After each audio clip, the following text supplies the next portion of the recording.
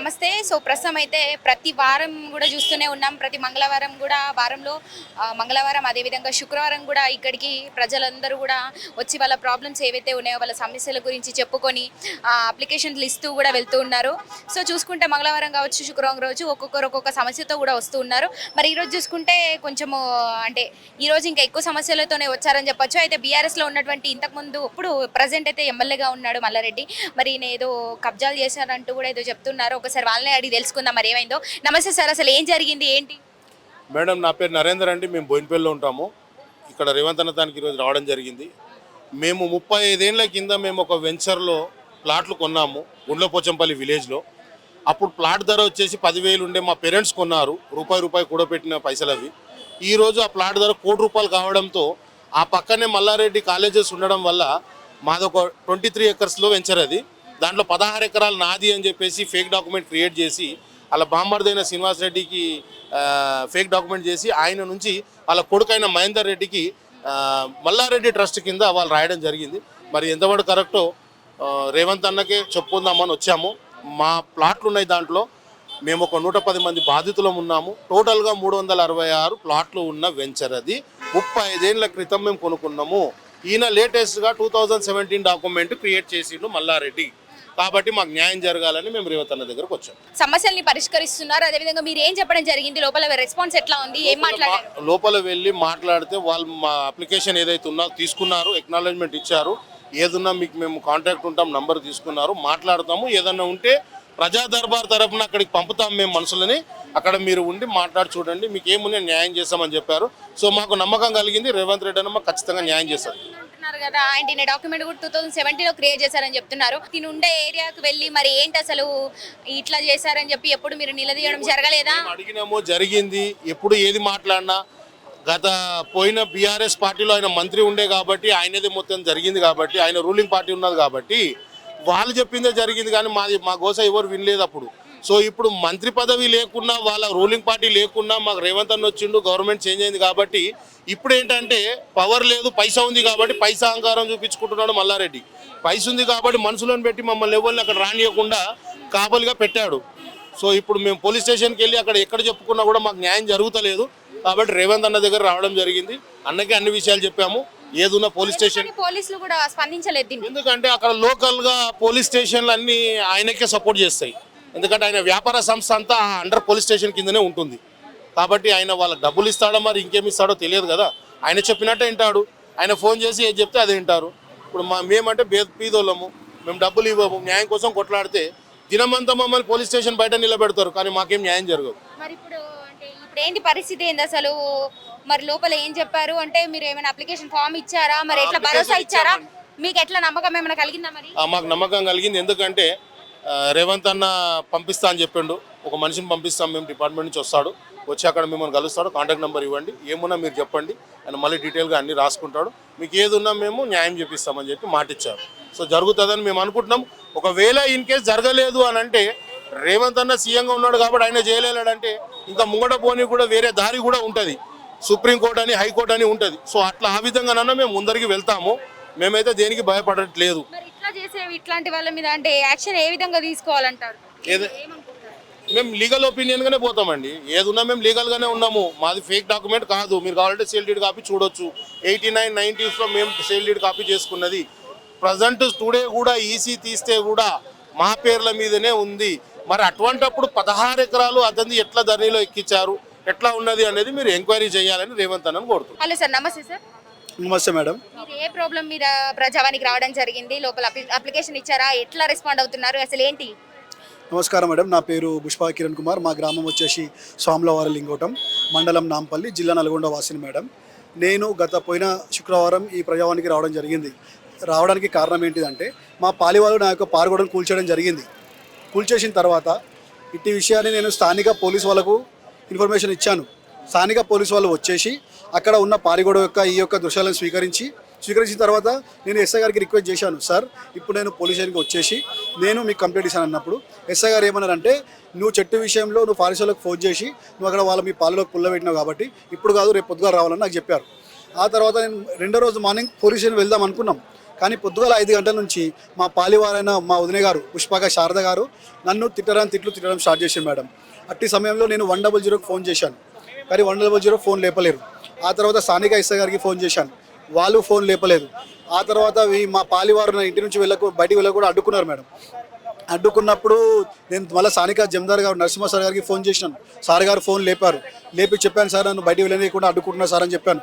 అయితే sir phone పెట్టేసిన తర్వాత నేను ఏమనుకున్నాను అంటే ఎవరన్నా నాకు సాయం చేయడానికి పోలీసులు వస్తారని నేను అనుకున్నాను, కానీ ఎవరు రాలేదు. ఆ తర్వాత అక్కడ స్థానికంగా మా పాలి వాళ్ళు ఏం చేశారు, మా స్థానికంగా ఉన్న పెద్ద మనుషులను సర్పంచ్ తీసుకొని రావడం జరిగింది. కానీ ఏ పెద్ద మనుషులు అయితే వాళ్ళని తీసుకొని వచ్చిర్రో ఈ పెద్ద మనుషులు గత 10 సంవత్సరాల నుంచి భూమి విషయంలో కానీ ఇల్లు స్థలం విషయంలో కానీ మాకు వచ్చే బెనిఫిట్స్ల విషయంలో కానీ నన్ను ఊరు నుంచి ఊరు నుంచి వెలగొట్టినా కూడా నాకు న్యాయం చేయరు. పెద్ద మనుషులు వచ్చినా కూడా వాళ్ళు పెద్ద మనుషులని వాళ్ళని గౌరవించి మీరు ఒక పాలోళ్లకు జరిగే న్యాయాన్ని మీరు చేయాలని నేను కోరినాను. కానీ వాళ్ళు ఎటువంటి న్యాయం చేయకుండా వెళ్ళిపోయారు. ఆ తర్వాత స్థానికంగా ఉన్న మా యొక్క సర్పంచ్ గారు ఏమన్నారు, నాకు 10 రోజుల సమయం ఇవ్వండి, నేను మాట్లాడతాను అని చెప్పారు. చెప్పి వెళ్ళిపోయిన తర్వాత అతని మాటలు కూడా పట్టించుకోకుండా ఇక్కడ మీరు చూడవచ్చు మా యొక్క వదిన గారు ఈ యొక్క దర్వాజాలు మీరు బద్దలు కొడుతున్నారు. నా యొక్క 2 దర్వాజాలు బద్దలు కొట్టారు. ఈ 2 దర్వాజాలు ఇప్పుడు కూలీ ఉన్నాయి, మా ఇల్లు ఇప్పుడు ఓపెనే ఉంది, ప్లస్ సామాన్లను అదేవిధంగా ఓపెన్గా ఉన్నాయి, మన పాలు కూడా అదేవిధంగా కూలీ ఉంది అక్కడ. కానీ నేను 2వ రోజు అక్కడ నాకు స్థానిక ఎస్ఐ గారి నుంచి కానీ ఎవరి నుంచి కానీ నాకు ఆ రోజు న్యాయం జరగనందున నేను 2వ రోజు 3వ రోజు ప్రజావానికి రావడం జరిగింది పోయిన శుక్రవారం. అటు తర్వాత నేను మంగళవారం రోజు కూడా ఇక్కడ ప్రజావానికి రావడం జరిగింది, ఈ రోజు కూడా ఇక్కడ రావడం జరిగింది. గత 10 రోజులుగా నా యొక్క పారి కూడా కూలి ఉంది, నా ఇల్లు తలుపులు తెరిచే ఉన్నాయి, సామాన్లు అదే విధంగా అక్కడే పడి ఉన్నాయి. దయచేసి నాకు పెద్దలు ఎవరన్నా సరే ప్రజావాణి త్రూ నేను ఇచ్చిన ఈ అప్లికేషన్లు కూడా అక్కడికి ఎప్పుడు వెళ్తాయో ఎప్పుడు రెస్పాండ్ వస్తాయో అది కూడా వెయిట్ చేస్తున్నాను. మీ యొక్క మాధ్యమం ద్వారా ఈ యొక్క మీడియా మాధ్యమం ద్వారా కూడా దయచేసి పెద్దలు ఎవరన్నా సరే ముందుకు వచ్చి నాకు న్యాయం చేయాలని కోరుతున్నాను. ఈ యొక్క అన్యాయం నాకు ఇప్పటి నుంచి జరగట్లేదు, గత 10 సంవత్సరాలుగా జరుగుతూ ఉన్నది. మొట్టమొదటిసారిగా నేను మా నాన్నగారు పుట్టిన ఊరు స్వాములవారి లింగోటం, మండలం నాంపల్లి, జిల్లా నల్గొండ. కానీ వాళ్ళు చిన్నగా ఉన్నప్పుడు మ్యారేజ్ అయిన తర్వాత వికారాబాద్కు రావడం జరిగింది. వికారాబాద్లో గవర్నమెంట్ ఉద్యోగం పొందుకున్నారు. ఆ తర్వాత మా అమ్మగారు కూడా అక్కడ గవర్నమెంట్ ఉద్యోగం పొందుకున్నారు.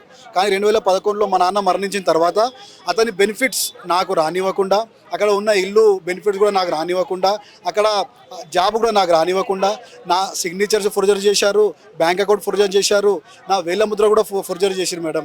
అట్టి పరిస్థితుల్లో నేను అప్పట్లో ఉన్న సబ్ కలెక్టర్ గారు అమ్రపాలి మేడం గారికి నా యొక్క ఆవేదన తెలియజేయడం జరిగింది. కానీ అమ్రపాలి మేడం గారు కూడా నా యొక్క ఆవేదన పట్టించుకోకుండా నువ్వు ఎక్కడెక్కడ తిరిగి వచ్చినావు, ఎక్కడెక్కడ ఏమేమి చేసినావు అని నన్నే బెదిరించి నన్నే పోలీస్ స్టేషన్లో వేయిస్తా అని చెప్పినారు. అట్టి పరిస్థితుల్లో నాకు అర్థం కాని పరిస్థితుల్లో నేను ఏం చేయలేకపోయినా, ఏం చెప్పలేకపోయినాం మేడం.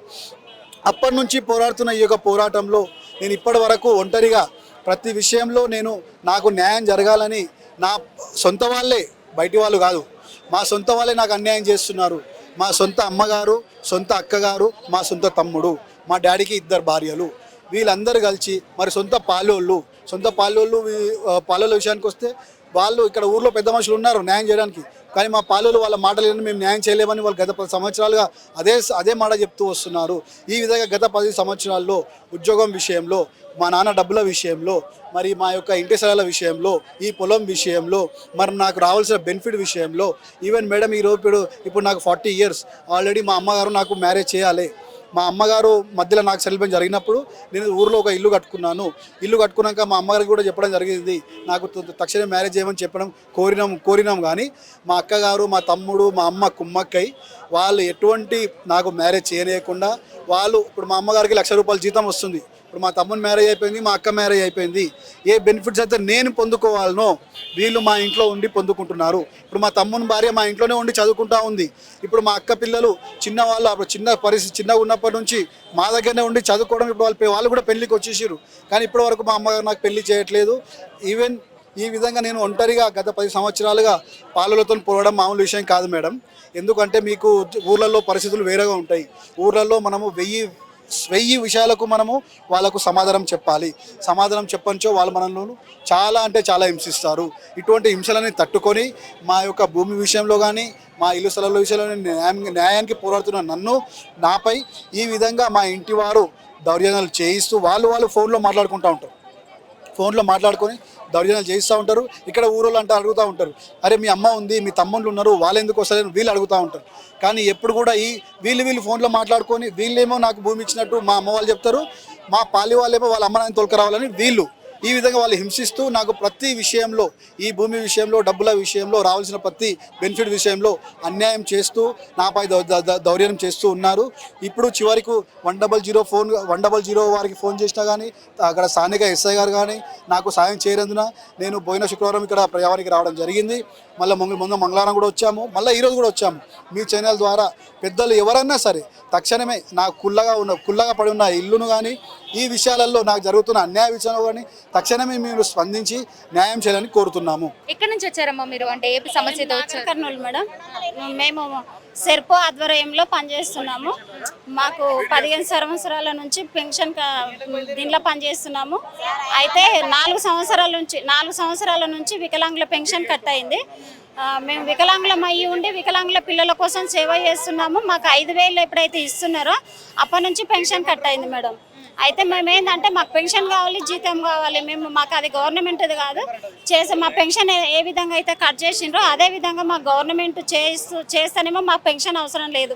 గవర్నమెంట్ చేయకపోతే మా పెన్షన్ మాకు ఇస్తూ మా జీతం మాకు ఇస్తే మేము పనిచేస్తాం మేడం. మాకు ఇచ్చే 5,000తోని మా ఇల్లు గడవక మా పిల్లలు తల్లిదండ్రులు రోడ్డు మీద పడుతున్నాం. మేము ముందే ఇంత డిజబిలిటీ ఉంది మాకు, దాంట్లో 5,000 పనిచేయాలంటే మా ఇల్లు గడవట్లేదు మేడం. చాలా ఇబ్బందిగా ఉంది.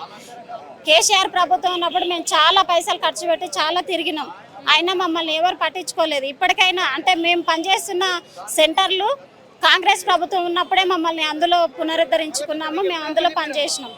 ఇప్పుడు కాంగ్రెస్ ప్రభుత్వం వచ్చింది కాబట్టి మాకు పెన్షన్ ఇస్తూ మా జీతం మాకు ఇస్తూ మమ్మల్ని పైకి తీసుకొస్తారని ఆశిస్తున్నాం సార్. రేవంత్ రెడ్డి ఎట్లుండే మరి మీకు? అంటే మీరు చెప్పినట్టుగా బీఆర్ఎస్ ప్రభుత్వం ఉన్నప్పుడు ఎట్లా ఉండే, ఇప్పుడు కాంగ్రెస్ ప్రభుత్వం వచ్చిన తర్వాత మీకు ఎట్లా అనిపిస్తుంది? అదేవిధంగా ఎట్లా అన్ని అమలు అవుతున్నాయి అంటారు? మీకు ఎట్లా, మీ ఒపీనియన్ ఏంటి? కాంగ్రెస్ ప్రభుత్వం అంటే ఇప్పుడు రేవంత్ రెడ్డి కొంచెం మంచి పథకాలే పెట్టిండు మేడం. ఆ మంచి పథకాలతో పాటు మమ్మల్ని గుర్తించి మా సెంటర్లను గుర్తించి మమ్మల్ని బలోపేతం చేస్తాడని కోరుతున్నాం. మా పెన్షన్లు మాకు ఇచ్చి మా జాబ్ మాకు ఇస్తే చాలు మేడం. సార్ ఇస్తాడని నమ్మకంతో కలిగించారా? మరి లోపల ఎట్లా రెస్పాండ్ అవుతున్నారు? ఏ విధంగా మాట్లాడుతున్నారు? చాలా మంచిగా రెస్పాండ్ అవుతున్నారు మేడం. చాలా మంచిగా ఉంది.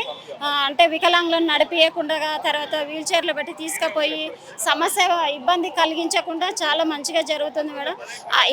ఇదే విధంగా కొనసాగి ఇదే విధంగా అందరినీ సహకరిస్తారు. మా పెన్షన్లు మాకు ఇప్పించాలని కోరుతున్నాను. మీతో పాటు ఎంతమంది వచ్చారు? ఎవరెవరు వచ్చారు? ఇక్కడ ఉన్న వాళ్ళందరం మేడం. ఇక్కడ ఉన్న వాళ్ళందరూ కూడా ఇప్పుడు మీరు చెప్పినటువంటి ప్రాబ్లం నుంచి రావడం జరిగింది. అదే ప్రాబ్లం నుంచి వచ్చాం మేడం. మాకు మొత్తం తెలంగాణలో 72 సెంటర్లు ఉన్నాయి. ఆ 72 సెంటర్లో 220 మంది పనిచేస్తున్నాము. ఒక మండలికి చొప్పున ముగ్గురం పనిచేస్తాం మేడం. ఒక సిబిఆర్ వర్కర్, కార్యకర్త, ఆయాగా ముగ్గురం పనిచేస్తాం. ఈ ముగ్గురికి పెన్షన్ కట్ అయింది మేడం.